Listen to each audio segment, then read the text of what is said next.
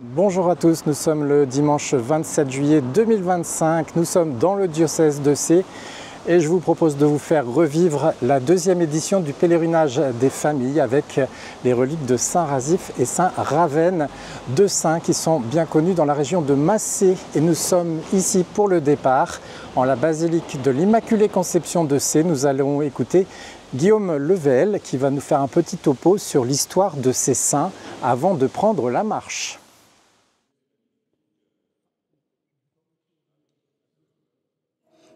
Vous étiez déjà assez nombreux l'année dernière, alors vous vous dites j'espère qu'il ne va pas nous raconter exactement la même chose, et vous avez raison, donc je vais essayer de rappeler quand même la vie de Saint Razif et Saint Ravenne, parce que vous l'avez peut-être oublié depuis, et puis je vais essayer de développer certains aspects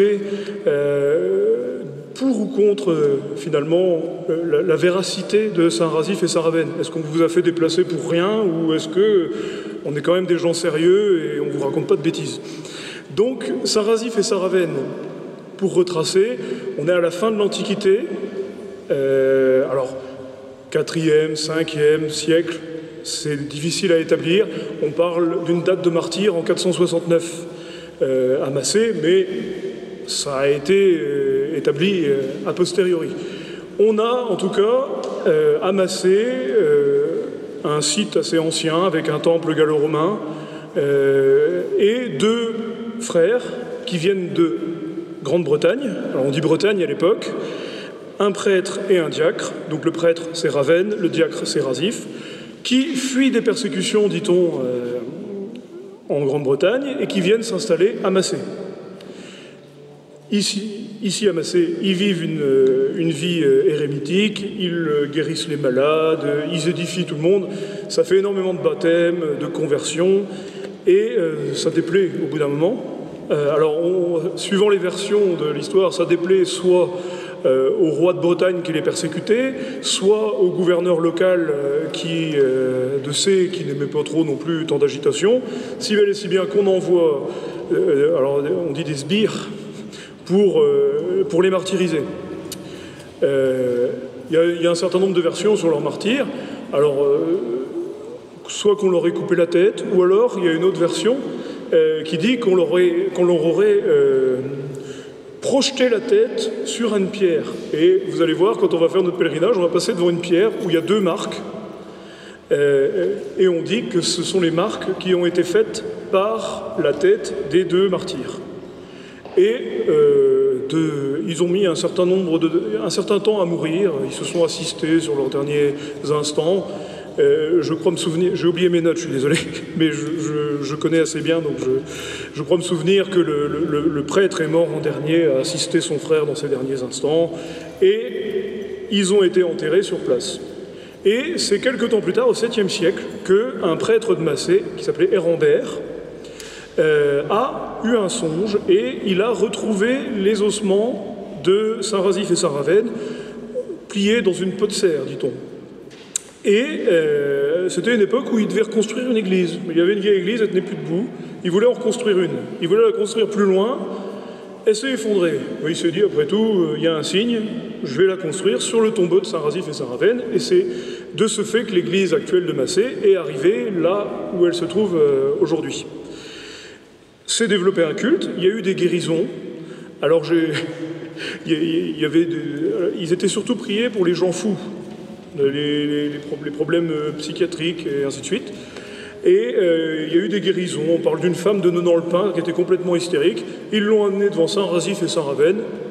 Elle s'est calmée, tout allait bien. Le culte s'est développé, sauf qu'il y a eu les invasions vikings. Les vikings suivaient les rivières. Or, Massé, c'est l'Orne. Hop, ils avaient qu'à remonter.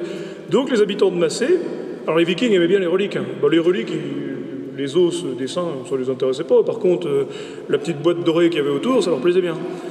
Et donc, pour protéger les reliques, les habitants de Massé se sont dit, on va aller les cacher à Saint-Va-sur-Seul. Alors, je fais une petite parenthèse, on a la chance d'avoir Monsieur de Quatre-Barbes qui nous vient de Saint-Va-sur-Seul. Parce que quand j'ai voulu me renseigner, il m'a donné des informations et je lui ai fait suivre. Et on a quelqu'un de Saint-Va-sur-Seul. Ce pèlerinage prend une ampleur incroyable. Et Ils ont été cachés à Saint-Va-sur-Seul parce qu'il y avait une grande forteresse carolingienne qui gardait la Seule, et les habitants de Massé se sont dit, après tout, ça pourrait être intéressant ici. Alors on discutait avant de venir, et on s'est dit que peut-être aussi c'est lié aux routes commerciales, et peut-être que Saint-Va-sur-Seul et Massé étaient sur une route commerciale, mais je vous en parlerai après. Donc les reliques restent là un certain temps, et Hugues II, évêque de Bayeux, vient à Saint-Va-sur-Seul, et il trouve les reliques de Saint-Razif et Saint-Ravenne, et il se dit, après tout, des belles reliques comme ça, dans ma cathédrale, ce serait sympathique. Et il met les reliques de Saint-Razif et Saint-Ravenne dans la cathédrale de Bayeux. C'est là où on voit l'importance. Et dans la foulée, ils deviennent patrons secondaires de la cathédrale de Bayeux. Ce qui n'est pas rien. C'est-à-dire qu'à chaque grande fête, on sortait les reliques de Saint-Razif et Saint-Ravenne à la cathédrale de Bayeux, on les promenait sur...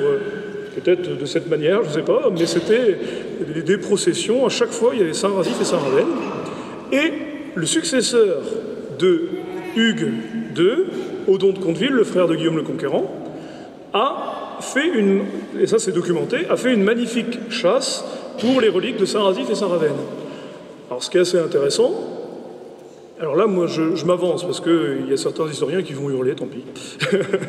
Mais sur la tapisserie de Bayeux, on dit que Harold, le roi de... Enfin, qui n'était pas encore... Harold, qui était concurrent de Guillaume le Conquérant pour le trône d'Angleterre, était venu en France et que Guillaume le Conquérant lui avait fait prêter serment sur les précieuses reliques de la cathédrale de Bayeux de respecter le fait que Guillaume le Conquérant allait devenir roi. Bon, il n'a rien respecté, mais en tout cas, on peut se dire que ces reliques précieuses, ce reliquaire précieux fait par le frère de Guillaume le Conquérant, s'il devait faire prêter serment sur des reliques précieuses, pourquoi pas sur les reliques de Saint-Razif et Saint-Ravenne?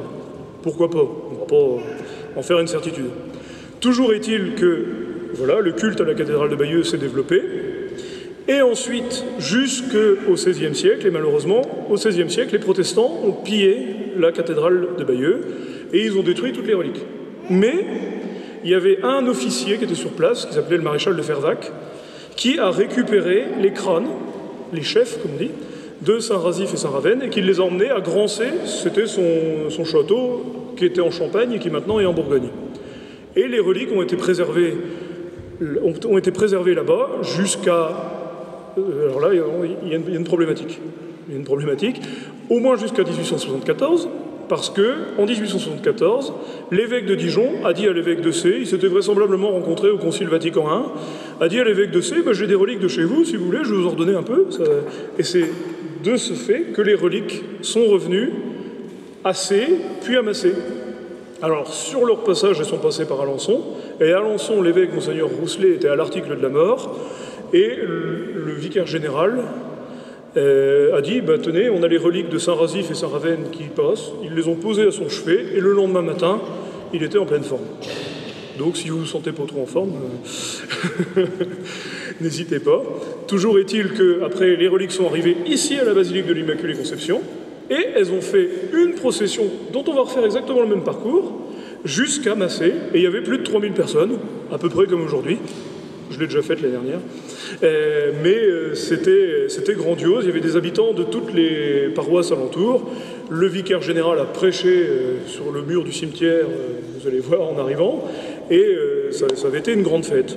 Puis après, c'est un peu retombé dans l'oubli, et puis ça fait 2 ans qu'on essaye de faire revivre ce culte. Alors vous allez me dire, voilà, il y a beaucoup de gens, comme on a fait revivre le culte, il y a beaucoup de gens... des chrétiens, des moins chrétiens, qui me disent, au 5e siècle, Saint-Razif, Saint-Ravenne, c'est qui ceux-là? Ça se trouve, ils ont trouvé 3 os, ils ont dit que c'était des martyrs, et puis on ne sait pas. C'est un... on peut leur laisser leurs doutes, il n'y a pas de souci, mais il y a quelques éléments qui, de fait, peuvent amener à la prudence. La prudence, c'est pas un péché, je pense, monsieur l'abbé.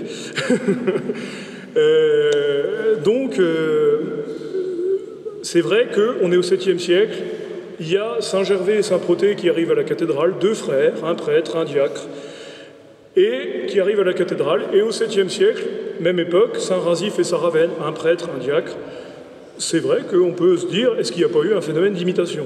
Admettons. On peut se dire aussi, c'est vrai que les sources qui parle, c'est le songe d'Érambert, prêtre de Massé. Bon, c'est assez léger, mais il y a quand même eu une tradition qui s'est transmise et qui a transmis la vie de ces deux personnages et qui nous est parvenue. Donc ça dit quelque chose. Maintenant, on va aller dans le pour. J'ai réfléchi, j'ai mis beaucoup plus de pour que de contre. Mais il y a beaucoup de pour. La première chose, le pour, c'est qu'on dit qu'ils viennent de Grande-Bretagne. Or, Massé, on est sur une route commerciale qui s'appelait la route de l'Étain, qui est une route commerciale qui était avec la Grande-Bretagne. Donc l'effet qu'il y ait deux personnes, deux assets qui viennent de Grande-Bretagne pour s'installer à Massé, bah, c'est pas illogique. Deuxième chose, le fait qu'ils s'installent à Massé. Massé, on part pas de zéro. À Massé, je vous l'ai dit, il y avait un temple gallo-romain, et un temple gallo-romain qui était très important. On a retrouvé, il y a eu des fouilles qui ont été faites, c'était vraiment un complexe très important, ça devait être, je sais pas, la petite annexe religieuse de C, enfin vraiment c'était conséquent. Et souvent, les premiers évangélisateurs s'installaient là où il y avait déjà des cultes païens, et qui détruisaient au passage, et puis ils s'y installaient, et puis ils le remplaçaient. Quand on lit les histoires des premiers évêques dans la région, si on prend Saint-Loup de Bayeux, par exemple, il est arrivé, on dit il a détruit les idoles et il s'est installé à Bayeux. Voilà. Donc il s'installait à des endroits où il y avait déjà des cultes et il les remplaçait. Et puis, alors, la dernière chose, c'est quand même, qui va dans le sens, c'est quand même, sur toute leur histoire, et dans une histoire un peu plus récente, c'est-à-dire à partir du Xe, XIe, XIIe siècle, un peu plus documenté, on parle de miracles, de guérisons et de choses qui se passent autour de Saint-Razif et Saint-Ravenne, et ça, c'est pour rien non plus. Donc, ça fait quand même trois éléments qui, moi, me font penser qu'on est quand même face à une dévotion qui n'est pas sans sens. Alors, évidemment, que depuis le 7e siècle, il y ait pu y avoir des évolutions, des choses. Peut-être qu'un moine bien intentionné a pu en rajouter un petit peu, ce qui fait qu'on a plusieurs versions, on a plusieurs choses. Mais par contre, de penser qu'il y a eu deux saints hommes qui se sont installés à Massé, qui ont évangélisé et dont la mémoire s'est transmise jusqu'à nous, c'est pas du tout, oserais-je dire, délirant. Et dernière chose aussi, il y a aussi le fait que jusqu'à la Révolution, Massé, qui est un petit village, qui est tout auprès de C, Massé était le chef-lieu d'un doyenné. Alors, on peut aussi imaginer que c'est le reflet d'une ancienne et importante dévotion qui a fait que Massé a été un doyenné. Parce que sinon, géographiquement, ça n'avait pas beaucoup de sens. Voilà.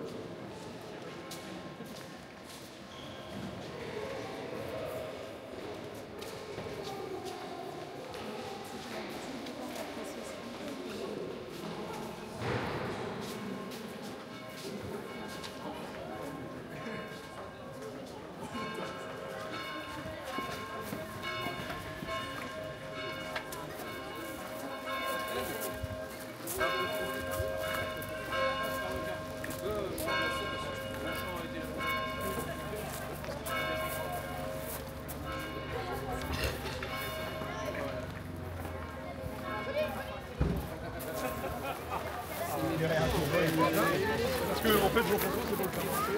Ah oui, t'as tiens Et Dieu te couronne devant les élus, ton trône rayonne auprès de Jésus.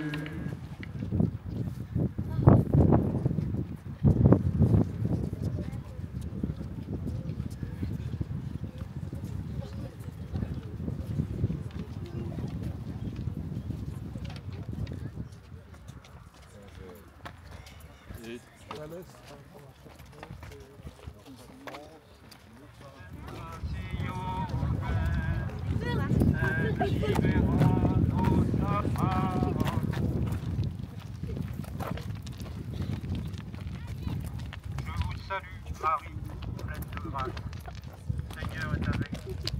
Vous êtes bénie entre les femmes. Je vous salue, Marie, pleine de grâce, le Seigneur est avec vous. Vous vous êtes bénie entre toutes les femmes, et Jésus, le fruit de vos entrailles.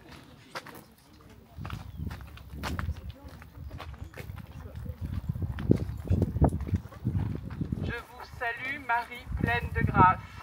Le Seigneur est avec vous. Vous êtes bénie entre toutes les femmes, et Jésus, le fruit de vos entrailles, est béni.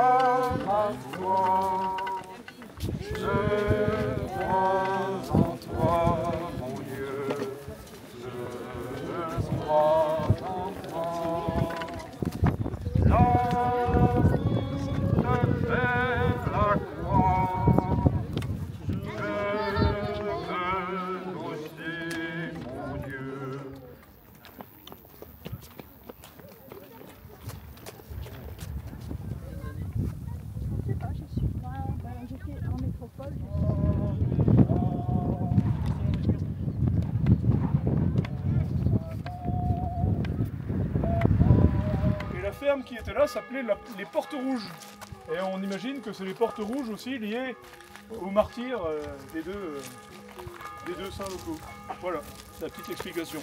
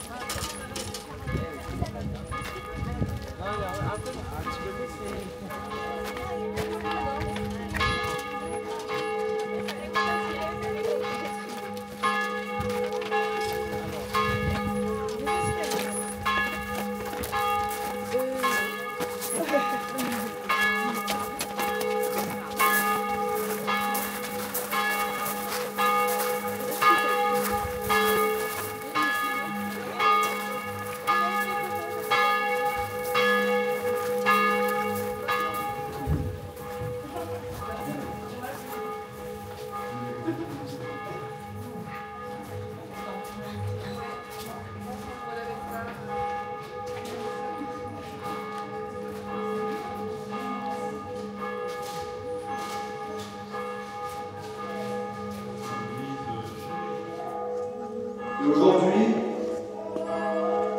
en ce 27 juillet, après avoir marché